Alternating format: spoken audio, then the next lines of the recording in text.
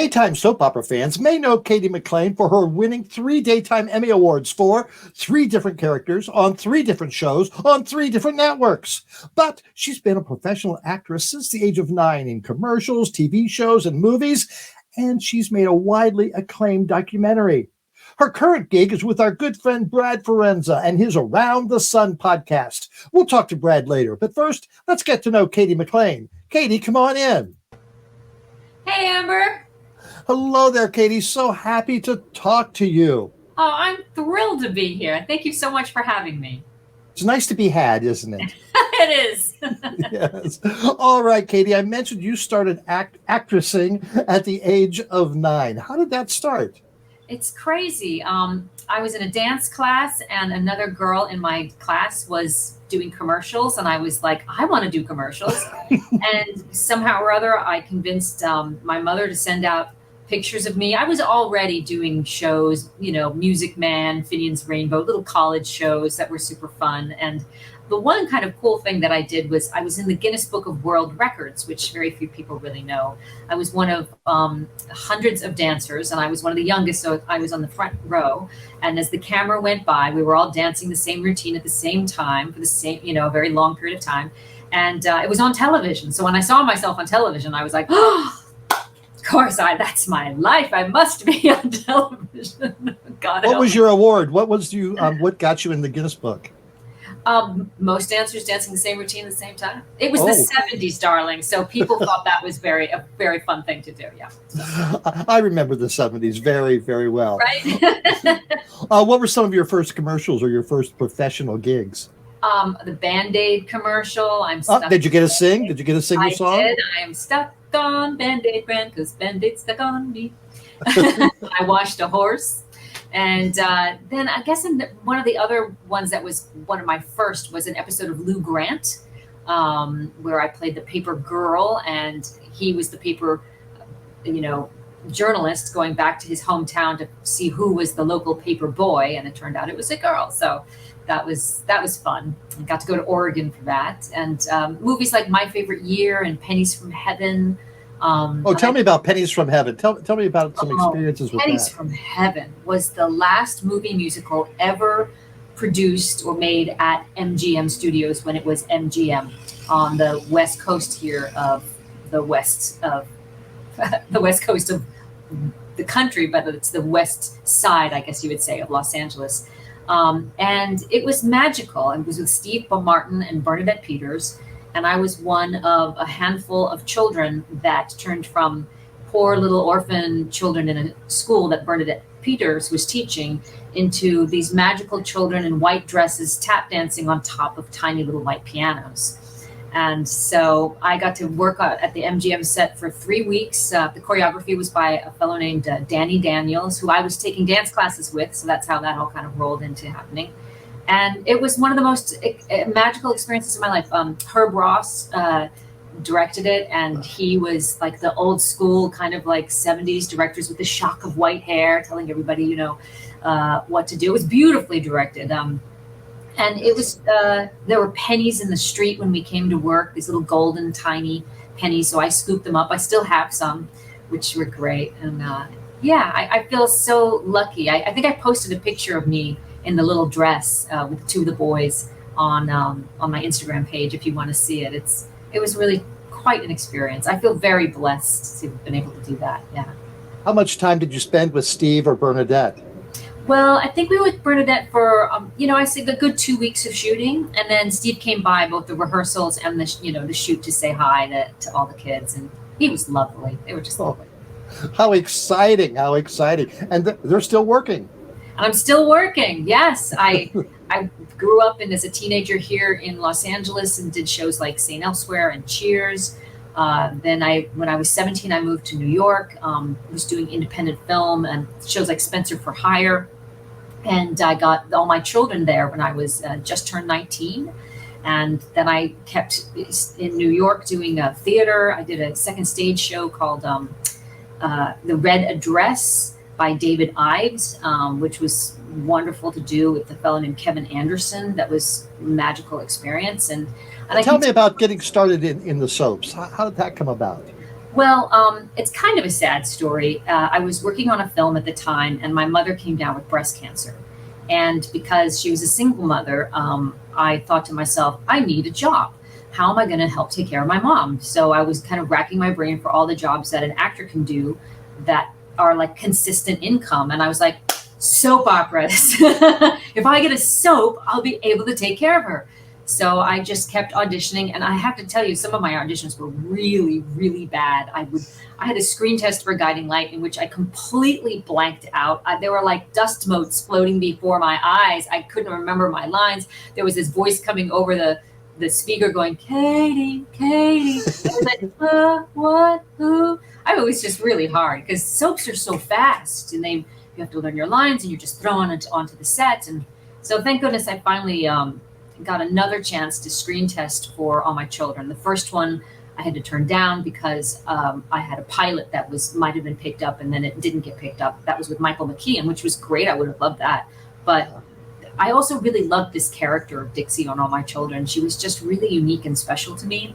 And I'm just very lucky that they decided to recast, and it went out again to a bunch of people, and I mustered my courage. I can't even tell you, Amber. I was like, you will not screw this up. I was just like girding myself, to just throw myself into the screen test. I had little collages that I would do that were, positivity collages and things where you imagine the character and things like that. I mean, I was just going to do everything. I was meditating. I was manifesting, everything you can imagine to get that part.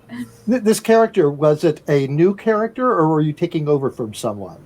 I was taking over from this lady who had only done it for about 6 months, and I guess they just didn't like the direction that character was going, and they wanted to do something different, and they felt that actress couldn't do that. So for whatever reason, I don't know why, producers decide what they decide, but it made an opportunity for me. So when that door knocks, you got to answer it. Now, did you get any hate mail saying, "Oh, we miss the real Penny or the original Penny"? I'm not like that, but this storyline that I did was of a house girl who ends up falling in love with her much older boss, who is married, and so they have an affair. So one day I was out on the street in front of the studio, and in my curlers, we always wore curlers at the time, and someone drove by and threw a Diet Coke can at my head and screamed, "Stay away from Adam Chandler." And actually I ducked, but I was like, what the heck? What? They think that's actually me. It was the first time I ever had that. I've had terrible hate mail. I remember one that started with, "You stupid witch Dixie." I framed that one. I bet. It was funny. How long were you on All My Children? Give and take about 13, 14 years. There was like a 6-year stretch, and then a break, and then a 4-year stretch, and then a break, and then a year, and then a break, and then little bits and bots throughout the rest of the 20-year arc that I was. When did you get your Emmy for that? My Emmy for All My Children was in 1990, and it was for Best Juvenile. Apparently, I was very juvenile. Now, when you take a break, how did they get rid of your character to take a break? And did you have hopes that you'd be coming back, or did they say, "Oh, we'll be bringing you back"? Gosh, I left and came back so many times, but I'm positive a coma was involved in one of them, and I think I know, was that somebody else that fell off a bridge? It's really hard to remember, but yeah, they would always come up with some machinations, or I died but I wasn't really dead. I've come back from the dead multiple times. Yeah, it's quite a feeling. Now, during those breaks, is that when you went to another show, or was that after leaving All My Children? Yes, one of the breaks was for art school. One of the breaks was to go to As the World Turns, because I wanted to play. I had the opportunity, and the producer came to me and said, "What do you think of coming in as this character?" And she was absolutely the opposite of Dixie. She was ruthless and cold, and yeah, very uptight, very bitchy. And I was like, oh, can I do this? Can I play a bitch? And I was like, you got to do it. You got to do it. Just prove that you can do something else. And so that was super fun, and I really enjoyed that. And you got an Emmy for that? I did. That was in 2004, and I was nominated twice, and then the third time I won, and that was great. That was for a Best Supporting Actress. Yeah. And okay, then you went back to All My Children once or twice. Yep, and back and forth kind of between those two shows, and then I was on Young and the Restless for a year in 2014, 2015, and no nominations for that, but that's okay. And then Days of Our Lives, I think, happened in 2020 during the pandemic, when the woman playing the part couldn't come in because of family and travel and COVID and all that. So I was like, hey, I'm in LA. It's a 15-minute drive to the studio. Sure, I'll do it. So they gave me a great storyline. I'm sure she must regret in some part of her that's like, oh, I could have killed that. And I'm sure she could have. But I got, that's part of these awards is that you have to have the writing. And the writing was just so good. So that became my third Emmy. And that was for Best Guest Performer. So, yeah. Now, I watched Days of Our Lives as a child, so I watched it for like 20 years, during the 70s and 80s and pushing the 90s. So I know a lot of those characters. Now, do they keep Marlena in like a sealed tube so she doesn't age? I swear. What she does. She looks amazing, doesn't she? It's incredible. She doesn't age at all. I don't know how she does it. I'm sure she's not in a tube. I haven't seen a tube. And it looks like she might have had a tuck here and there, but it's very natural. I mean, it's just amazing because she's. I want her. She's got to be in her 70s, I think.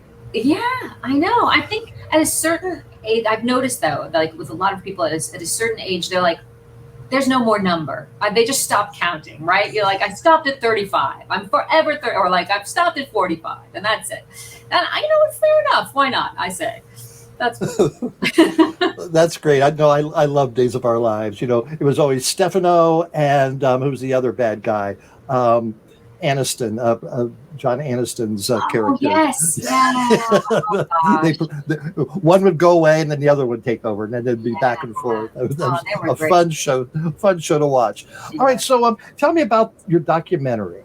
Oh, thank you so much for mentioning that. And it was a real labor of love. I started in 2015 after I finished The Young and the Restless, and it just sort of struck me. I'd always loved directing as a young woman. I'd taken the class and been told that I shouldn't pursue it because of my gender, and that it was a very male-dominated world. And so when I started reading about what a hard time women were having getting these directing gigs, I don't know what, sometimes like the universe gives you an assignment and you sort of decide whether to take it or not. And the assignment just felt like really strong, like a real calling to me, and that I was going to grow through it. So I took the assignment from the universe, and without really being an expert in filmmaking, and I bought a camera and some sound equipment and started calling people and came up with a list of questions and a kind of a concept for the documentary.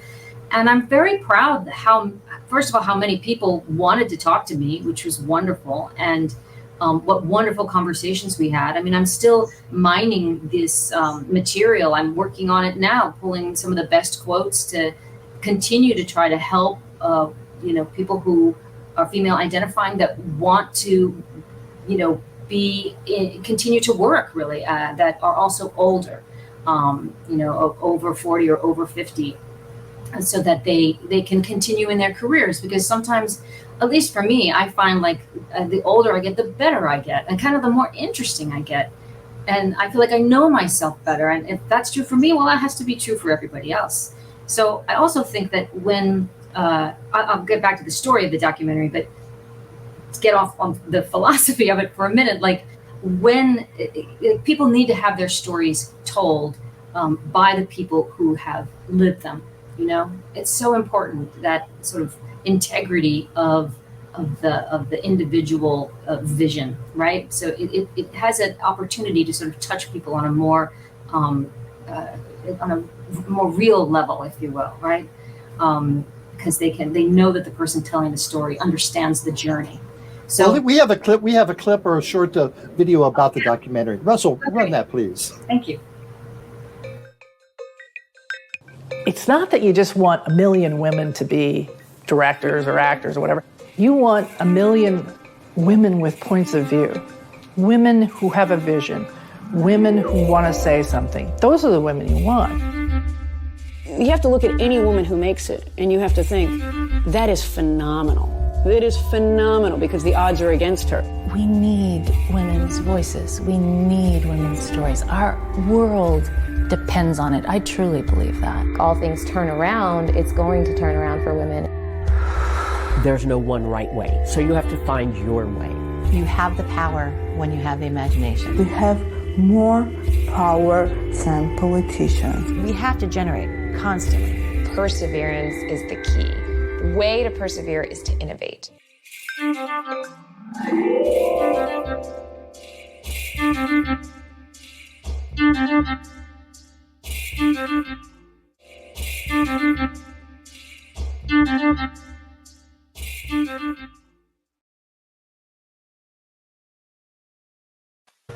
Wow. Now, who was the producer of that?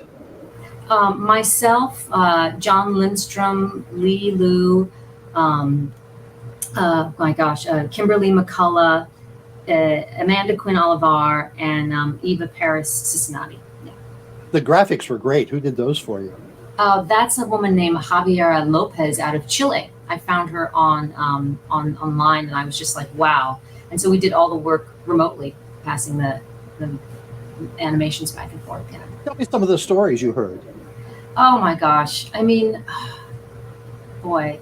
So the first one that pops to mind is an amazing director named Betty Thomas. Yes. She did Dr. Dolittle and the Howard Stern film. I forget what it's called, but she was so. Wasn't she on Hill Street Blues? She was on Hill Street Blues. She was an actress who became a director, and her understanding of the studio system, right, was so impressive and so inspiring to be around, because she really was able to talk about the roadblocks that are so sort of endemic in the system itself. And one of the interesting things that we and many other directors have talked about was sort of the history of how these roadblocks came into place. And a lot of it had to do with fellas coming back after World War II and needing work. And so the whole system began to, behind the scenes, began to employ men in these positions, right? Whereas in the silent era, it used to be a lot of female directors or female identifying people directing all kinds of films. And also in the middle there was a whole period where the banks took over. And so when the banks came in with the big money, then became very male dominated. And so it's an interesting thing. And I've learned that, like, wherever there is a battle for power and status, you're going to find a pretty heavy aggression, aggressive environment. And that's true for any industry. But it seems like, at least for me, certainly, especially like people like Leslie Linka Glatter, right? She's the head of the DGA now. She was the executive producer and the main director on Homeland for many, many years. There's Bethany Rooney, incredible episodic director. These women are strong. They are leaders. There is absolutely no question that they know exactly what they're doing. And they still have to deal with sort of pushback, So I think it's important to just keep reminding people that there's many ways to lead. There are tons of women in the industry that are fully capable of leading what they think of as a tough set. And that there's people like Joey Soloway as well, who has a completely, who went under the name Jill Soloway for a while, but when she transitioned, or when they transitioned, they now have created a beautiful way of leadership, which has a lot to do with making sure all the voices are heard before the shoot even starts. So she puts a box on the ground wherever they are, like a little, what they call an apple box. And apparently it had apples in it a long time ago, but now it's just sort of the shape of an apple box. And everyone stands around in a circle, and anyone who wants to stand up on the box and sort of say like, hey, I'm really excited about the shoot today. Listen, hair and makeup, I'm really worried that we're not going to be on time. So, can you please make sure to have that ready by 6 o'clock or whatever? And like, she creates a sense that of a reminder really that this is a team effort, a team creative effort. And I think that's so loving and inspiring, and it's a kind of work that I like to be around personally, and less sort of that kind of army dictatorial, like show up on time, do your job, don't complain, know your place, which is very much comes from that army world, like 10-4, like all the people on their walkies, and I'm not really very good at all that language, but it's very it feels very aggressive, and sometimes as a creator, harder to create in that environment. That's how Russell treats me. No. Was your documentary streamed, or did it show in theaters? It showed in theaters. We had a really exciting opening screening here in Los Angeles, where we opened before Chloe Zhao's I'm forgetting the name of it. I think it's called Nomadland. I think it's wrong, but that was really, really moving to me to be able to be the film before her film here in Los Angeles. And then we've screened all over the country. Finally, we ended up with Collective Eye as a distributor. We were able to get into some incredible colleges. So they sell it as an educational film to film schools, like Marymount, Pepperdine.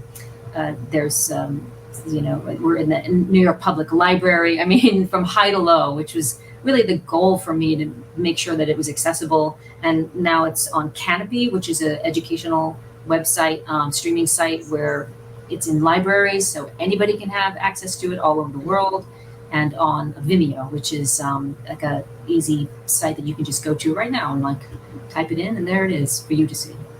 Very good. All right, we're going to take a short break here, and then we're going to bring Brad in and talk about Around the Sun. We'll be right back. Thank you. All right, Cady, welcome back. Thank you again for talking with us. Oh, it's so much fun. Thank you for having me. Before we bring Brad in, tell me about the writers and actors strike. How is that affecting you? Well, on the positive side, it's given me an opportunity to reconnect with a lot of people that I haven't seen in a long time, because we're walking on picket lines together. And on the downside, there's no work. The industry's really come to a standstill. And so some part of that can feel a little bit familiar, because, when you're an actor, you're unemployed a great deal of the time, or you're continuing to try to create something new for yourself. And on the downside, I suppose there's, sort of the creeping concern that, how long is this strike going to be? How long are we going to be out of work? When are they going to make a deal and realize that, actors have value, and we need to get paid for our work, and residuals need to be fair. And, but I have faith that the people in charge of this negotiation are really good people and the right people, and that they're going to do a great job by us. So it's just a matter of time, I think. Oh, they have to, because new content has to come out. We can only watch reruns of Andy Griffith for so long. That's right. That's it. All right, let's bring our mutual friend in, Brad Forenza, and talk to Brad. Brad, come on in. Hey, Brad. I'm stuck in tundra. Tundra. Oh, wow. Well, as warm as it's been down here in the lower states, maybe that's not a bad place to be. So, thank you for joining us today. All right. First off, let's talk about how you two met. How'd that happen? Oh, gosh. Well, Cady is a new friend, and so generous and so accessible, and obviously so talented. And we met through our mutual friend, Suzanne Ordas Curry, who has a hand in Around the Sun, and I know is a supporter and collaborator of Cady's. And I'm not sure the exact moment, but Around the Sun Season 3 is the first time Cady and I have gotten to work together in a scripted, project-oriented way. However, Cady might remember inviting me to participate in some of the playwright panels at Axial Theater, wherein she is a leader in Pleasantville, New York. That's right. So theater is a whole other realm of Cady's wheelhouse yet to be tapped. All right. We have a clip about your season 3 of Around the Sun. Russell, would you show that, please? Caterpillar slinks along a fallen dogwood tree. Insectivores could eat it, but instead they just let it be. 'Cause insectivores been snacking on bugs and ticks and fleas. And the caterpillar cries aloud, guess no one don't want me. Na-na, cried the caterpillar, na-na-na-na-me. I'm a lowly little arthropod, and no one would want me. Na-na, cried the caterpillar, na-na-na-na-me. I'm a sedentary arthropod, and no one cares for me. But in the spring's renewal, when the forest starts to bloom, catch the beauty of a butterfly leaving his cocoon. Oh, it was so good to hear Francois Clemens singing. Yeah, lots of Amber Live tie-ins here in season 3. Oh, wow. Jay Rodriguez. Yes. Robert Finaro, me, Cady. Yeah. Oh, it's great. It was great. And of course, Jay Rodriguez and Francois. That's great. All right. So, Brad, what can we... So sorry. What? Someone auditioned for Around the Sun, a certain Rusty Peen, but that's yet to be figured out. I think there's a role for Rusty as well. Oh, I think he can fit into almost anywhere. That's great. So just tell people what about Around the Sun, the concept and what you've done so far. Sure. So I'm in Tundra, giving Amber a bit of a bit because season 3 of Around the Sun takes place in a snowy mountain region, maybe somewhere in the Northeast, perhaps. Around the Sun is episodic audio dramas that can be enjoyed in a self-contained kind of way, but also there are broader themes that cut across each of the individual seasons. So it's anthologized in that sense with personalities, talents, wonderful people, generous of time and spirit, who have been part of the project, and we're in season 3 now, taking place in the snowy mountain region. And how long is each episode? Each episode's about 10 to 15 minutes. Ms. McClain stars with Robert Finaro, a prior guest of yours, in an episode called Christmas Past. And what's unique about season 3 is that more so than other seasons, there is connective tissue from episode to episode. So this season, subtitled Pine Cones functions most as a mini-series. Very nice. Now, Cady, what did you think when you first saw the script that you are doing? I was thrilled because I don't want to give away too much, but it's, again, one of those great challenges where I don't think one might necessarily go, oh, Cady McClain for this. So I was really glad that Brad thought of me, and I think it was such a treat to get to work with Mark Finaro, and the story and the scenes that we get to do are such a beautiful, wild arc and a wild trip. It goes all kinds of places, and the forward and backward in time, and the characters are, connected in the past and yet struggling to find a future together. It's really beautiful writing, and I was just thrilled to get to be asked to be a part of it. Thank you. And Cady's such a beautiful, modest person. Not only did I think of Cady and Robert, but I wrote it with their voices in mind. So I've been very lucky across seasons to have gotten my first picks for these roles. It helps to have a voice, a type in mind, though no one is just one type, but it helps to have a voice in mind when banging out these scripts, especially so far along in the series. You write series 3. When did I write it? A year ago, last summer, I started writing Pine Cones. These days, the seasons are written a year before they are heard by our listening audience, which thank you, listeners. And if you're not listening yet, you can find us wherever you listen to podcasts. Now, you said you had their voices in your head. How about Yeah. some of the other stories in this series? Oh gosh. So if you saw that wheel of headshots, every actor except for me is introduced in alphabetical order. So for the most part, all of those actors are playing members of a family. Cady and I are playing metaphysical siblings, and I don't mean that in an abstract way. I mean, we're playing siblings, and there are others in that group.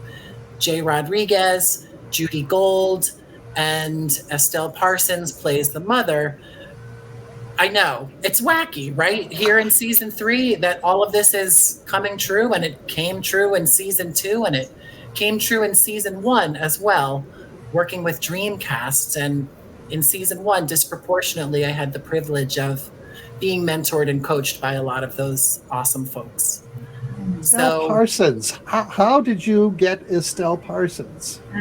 I asked nicely. I had a body of work to show for myself. I had people like Cady, whose names were already attached to the project, and good intentions. And I think there are so many wonderful talents in the world who might not have projects that have popped as much as the talent that has been in Around the Sun, and I'm so grateful for all of them.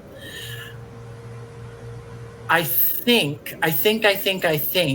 it's the implied blessing of everyone else who said yes that gets a Cady McClain to say yes in season 3, that gets an Estelle Parsons to say yes in season 3, and so on and so on. And Amber, I name dropped you when I asked Jay Rodriguez. That didn't hurt either. How about season 4? Have you already started writing that? Well, I'm spritzing over here in Tundra, getting ready for season 3. So it's in my mind, and the conceptual seeds are being sown. When does it hit the airwaves? It'll hit the airwaves, season 3, Pine Cones, in fall 2023. And it'll run throughout fall 2023, throughout the holiday season. We do have a bit of a holiday arc this year. Again, Cady and Robert's episode is called Christmas Past, so a little foreshadowing there. Foreshadowing about the past. Are they all released at the same time, or is it sporadic? No, we drop a couple at once, and the last 2 years that's been late October, and that's the plan this year. And then it's every Wednesday thereafter through the new year. Cady, have you ever done anything like this before? I mean, I've done audio books that I've really enjoyed, but I have never done like an audio drama. So this was my first time doing it, and it was really fun. It reminded me of when I was a little girl and I used to listen to the Basil Rathbone Sherlock Holmes stories. Do you remember those? Oh, yes. Radio, and they were so much fun, and we would drive, of course, I grew up here in California, and we would drive for what seemed like forever, and you'd have to have something interesting to listen to on the radio. There were no phones, iPhones and things like that at the time. So it really struck me as something that I loved. And so when Brad asked me, I was like, oh, this will be fun. And it turns out it's it's like everything old is new again. There's a big, rush to make these audio dramas. I think people are really enjoying them and eating them up. So I was really glad. Such a cool medium. What's that? It's such a cool medium to imagine the world that you and Robert are creating, that Estelle and Jay and everybody else, Judy, etc., are creating with their mind's eye. Is just, it taps into one's imagination, maybe more so than everything being spelled out for them. And Cady and Robert's episode is particularly special. Now, they recorded together. I have the privilege of recording with everyone who's part of the ensemble. And it's an abstract episode. So there are things that we all had to kind of be on the same page about, like what was happening in the present, Christmas present, what was happening in Christmas past, that for the listener, they can kind of decide for themselves what's a metaphor, what's real. And if it was television or film, it would all have to be spelled out for them, which is totally cool as well. It's just a different kind of orientation. Well, it sounds fascinating. I can't wait till it hits the airwaves. Cady McClain, thank you so much for talking to us. And Brad Forenza, again, a great guest. Thank you both for joining us on Amber Live. Thank you.